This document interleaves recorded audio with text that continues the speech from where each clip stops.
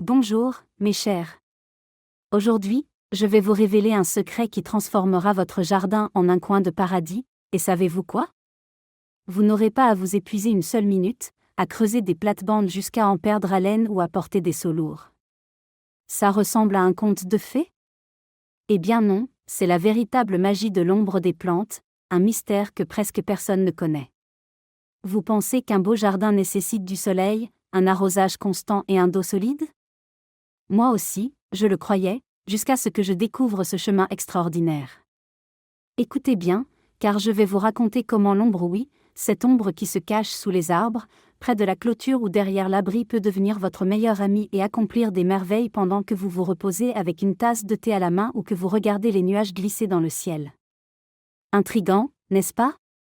Alors installez-vous confortablement, on commence. Avez-vous déjà remarqué ces coins du jardin où le soleil ne pénètre presque jamais? Sous un vieux noyer, contre le mur de la maison ou le long de la clôture côté nord, là où l'herbe pousse à contre-séhure et la terre semble vide et abandonnée. Avant, je regardais ces endroits et je soupirais, que peut-on faire ici? Il n'y a que des mauvaises herbes, et encore, elles sont maigrichonnes. Mais un jour il y a une quinzaine d'années, quand mes jambes couraient encore allègrement et que mes mains ne tremblaient pas de fatigue, j'ai décidé, fini d'en avoir peur. Je me suis assise sur une vieille chaise à l'ombre d'un pommier, j'ai regardé autour de moi et j'ai pensé, et si ces taches sombres n'étaient pas une punition, mais un cadeau? Et savez-vous ce que j'ai découvert? Ces recoins ombragés ne sont pas une malédiction, mais un trésor, une vraie magie qui n'a besoin ni de soleil ni d'effort.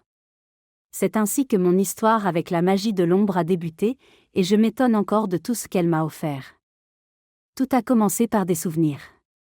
Vous rappelez-vous comment, enfant, nous courions dans la forêt? L'été, pieds nus, l'odeur de l'herbe, une petite corbeille à la main pour des champignons ou des bailles. Le soleil perçait à travers les cimes, mais sous les arbres, il y avait toujours de l'ombre, fraîche, épaisse, mystérieuse. Et qu'est-ce qui poussait là? Des fougères hautes comme des parasols, de la mousse douce comme un coussin, et des petites fleurs si jolies qu'on avait envie de les cueillir pour les ramener à la maison. Alors, je me suis dit, pourquoi ne pas apporter cette magie forestière dans mon jardin? Si la nature se débrouille seule dans les bois, sans arrosage ni désherbage, je n'aurai pas à me casser le dos avec une bêche. Et c'est avec cette pensée que j'ai commencé mes expériences, comme si j'avais ouvert un vieux grimoire rempli de secrets que personne ne m'avait révélés. D'abord, je suis allée voir ce qui poussait à l'ombre chez les voisins. L'une avait sous sa clôture quelque chose de vert qu'elle prenait pour des mauvaises herbes et arrachait avec agacement. Je me suis approchée, ce n'était pas juste de l'herbe. Il y avait du lierre, celui qui rampe doucement, s'accrochant à tout, et des petits buissons aux feuilles minuscules qui, même sans soleil, semblaient vifs et joyeux. Je lui ai demandé quelques brindilles pas les déterrer avec les racines, juste les détacher comme un bouquet. Je les ai rapportés chez moi, plantés dans l'ombre sous un vieux poirier là où la terre reste toujours un peu humide grâce à la rosée, et je les ai complètement oubliés.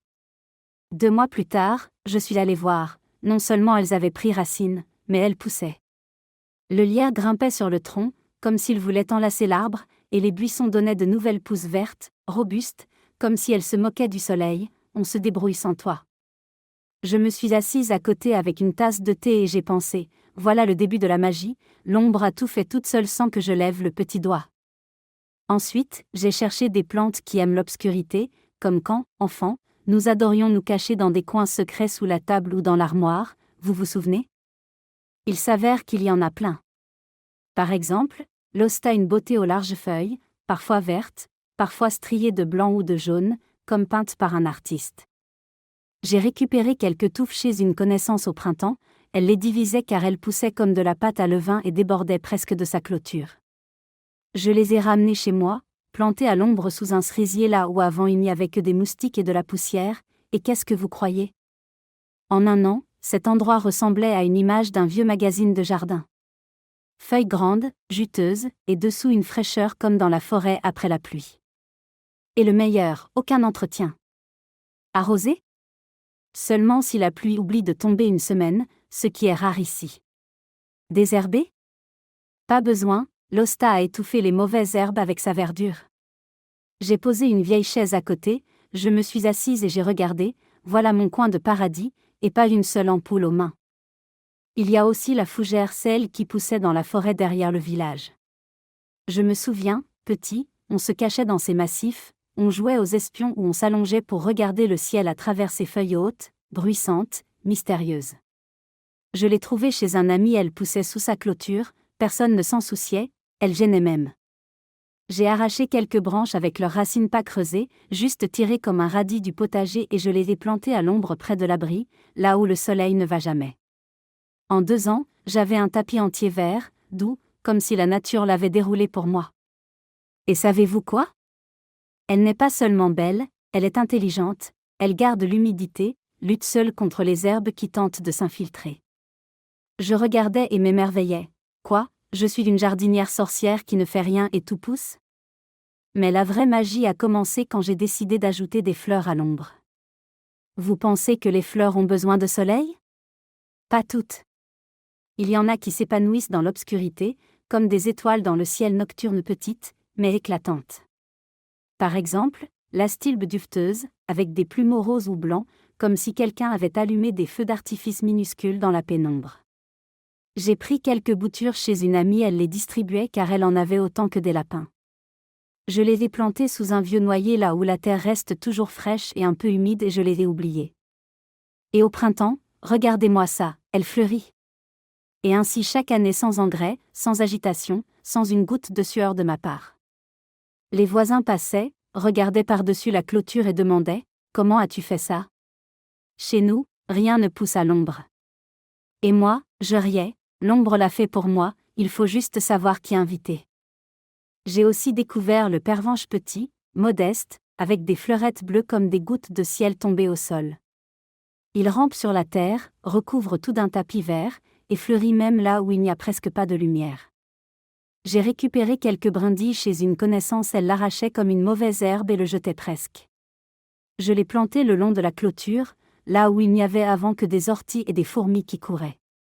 En 1 an, j'avais un vrai tapis vert, avec des étincelles bleues, comme si quelqu'un avait semé des étoiles. Et sans effort, il pousse tout seul, s'accroche tout seul, cache la terre des mauvaises herbes. Je me suis assise sur le perron avec une tasse de thé et j'ai pensé, c'est comme un conte, tu plantes une fois et tu profites pour toujours. Et savez-vous ce qui est encore mieux ? À l'ombre, on peut créer un vrai paradis pour se reposer, pas juste du verre, mais un endroit où on veut rester des heures. J'ai traîné une vieille chaise, celle que mon mari avait fabriquée avec des planches il y a des années, encore solide bien qu'usée par le temps, et je l'ai mise sous le pommier, là où l'hosta et la fougère s'étaient déjà étendues. Maintenant, je m'assois là avec un livre, et si je n'ai pas envie de lire, j'écoute le vent murmurer dans les feuilles, les oiseaux qui gazouillent quelque part. Frais, calme, et autour de moi une verdure comme dans un bois près de la rivière. Et pas une goutte de sueur. Les voisins venaient, s'asseyaient à côté, regardaient et disaient « Alors, tu ne fais rien ici et ça pousse comme ça tout seul ?» Et moi, exactement. La magie de l'ombre travaille pendant que je repose avec vous autour d'un thé. Et c'est vrai, je ne pense même pas à la bêche ou au seau, et le coin vit sa propre vie. Mais ce n'est pas tout. Un jour, j'ai décidé d'aller plus loin, ajouter quelque chose de comestible à l'ombre. Vous pensez que rien ne pousse dans le noir ? Eh bien si. Il y a la menthe si parfumée que le thé sent l'été et l'enfance, quand on cueillait des herbes près du ruisseau. J'ai pris quelques brindilles chez une amie, elle poussait chez elle comme une mauvaise herbe près du perron. Je l'ai plantée sous le poirier, là où l'ombre est épaisse, et en 1 an, j'avais tout un tapis. Je cueille des feuilles pour le thé ou juste pour les sentir et me remonter le moral, et elle devient encore plus dense, tout ça sans soleil, sans arrosage, toute seule.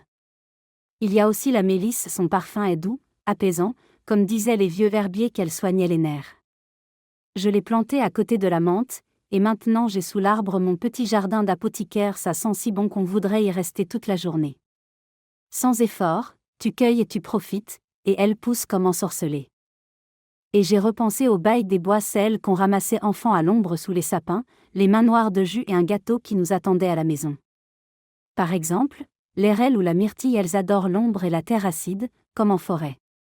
J'ai récupéré quelques plants chez un ami, il les déterrait pour faire une plate-bande et allait presque les jeter. Je les ai plantés sous un vieux groseillier, là où le soleil n'arrive pas. Ils ont pris. Les baies sont encore rares, les plants sont jeunes, mais il y en a, acidulées comme dans les bois, et chaque année elles sont plus nombreuses. Et sans entretien tu attends qu'elles mûrissent, et l'ombre les nourrit. J'ai pensé, voilà la vraie magie de la nourriture directement de l'ombre, et je n'ai même pas à prendre la bêche. Mais ce n'est pas fini. Un jour, j'ai voulu ajouter de la hauteur à l'ombre, pas juste des tapis et des buissons, mais quelque chose de plus grand. J'ai pensé aux muguets, ceux qui sentent si fort en mai qu'on en a le tournis. Enfant, on les cueillait dans les bois, à l'ombre sous les pins, et je me suis dit, et s'ils prenaient chez moi ? J'ai pris quelques racines chez une amie, ils poussaient le long de son chemin, personne ne s'en occupait. Je les ai plantés sous un érable ancien, là où la terre est molle et humide, et j'ai oublié. Et au printemps, des muguets. De petites clochettes blanches, et une odeur comme dans la forêt en mai. Tout ça sans soleil, sans mon travail, ils poussent et en chantant. Les voisins regardaient par-dessus la clôture, d'où viennent ces muguets à l'ombre ? Et moi, l'ombre les a appelés, je n'ai été que la messagère. Et il y a une autre plante, le sabot de cheval. Vous en avez entendu parler ? Des feuilles rondes, brillantes, comme sorties d'un conte, et elle aime l'ombre comme nous aimons une couverture chaude par une soirée froide. Je l'ai trouvée chez un ami, elle poussait sous son perron, il a failli la couper. J'ai pris quelques brindilles avec racines, je les ai plantées sous le cerisier, là où avant il n'y avait que des toiles d'araignée. En 2 ans, j'avais un tapis bas, mais dense, comme du velours vert. Et sans soin elle se débrouille seule, même si je l'oublie. Là, j'ai compris, la magie de l'ombre, ce n'est pas juste des plantes, c'est une équipe qui travaille pour vous. Mais le plus grand secret de cette magie, c'est comment elle change votre jardin et votre vie sans rien vous demander. Vous pensez que la beauté, c'est seulement des fleurs au soleil, des plates-bandes impeccables et des mains moites ? Moi, je vous dis, la beauté, c'est quand tout pousse tout seul et que vous admirez, assise sur une chaise avec une tasse de thé ou un vieux livre que vous vouliez relire depuis longtemps. J'ai compté, en 10 ans, je n'ai jamais creusé dans mes coins ombragés, je n'ai pas porté de seau d'eau, je n'ai pas courbé le dos jusqu'à en avoir mal. Et le jardin est devenu ce coin de paradis dont on rêve à notre âge, silencieux, vert, paisible, comme dans un bois près d'un ruisseau. Les voisins viennent, s'assoient avec moi et demandent « Comment as-tu arrangé ça ?» Chez nous, à l'ombre, il n'y a que poussière et mauvaises herbes. Et moi, donnez une chance à l'ombre, elle fera tout pendant que vous vous reposez. Et c'est vrai. L'ombre, c'est comme un vieil ami, elle ne demande pas de remue-ménage, ne vous fait pas courir avec un arrosoir ou une houe. Elle attend juste que vous la remarquiez et l'aimiez. Et quand vous l'aimez, elle vous offre un jardin dont on dira « Quel prodige !» Et savez-vous quoi ? Ce n'est pas seulement beau, c'est utile. À l'ombre sous les fougères et les hostas, il fait toujours frais même en pleine canicule, on peut s'y asseoir, respirer l'air pur, écouter les feuilles chuchoter avec le vent. Et si vous plantez de la menthe ou de la mélisse, vous aurez aussi du thé parfumé, fait maison, comme dans notre jeunesse, quand on infusait tout ce qui poussait près de nous. Alors, mes chers, la prochaine fois que vous regarderez un coin sombre dans le jardin, ne soupirez pas en pensant qu'il n'y aura rien là-dedans. Pensez, et si la magie était cachée là ? Prenez une brindille d'hosta, de fougère, de menthe ou de pervenche, pas besoin de creuser avec une pelle, plantez-la juste dans la terre là où c'est frais et calme. Et oubliez-les. En 1 ou 2 ans, vous ne reconnaîtrez pas votre jardin, il deviendra un paradis, et vous n'aurez pas bougé un doigt pour ça. Essayez, c'est plus simple qu'il n'y paraît et plus amusant que de s'échiner sous un soleil brûlant. Et n'oubliez pas d'en parler aux amis, qu'ils découvrent aussi la magie de l'ombre. Peut-être que bientôt, nous serons tous assis dans nos coins verts, à siroter un thé à la menthe poussé sans effort, et à nous émerveiller de la facilité à créer un paradis quand on connaît le secret. Et ce secret est dans l'ombre, qui attend votre attention. Donnez-lui une chance, elle ne vous décevra pas, je vous le promets.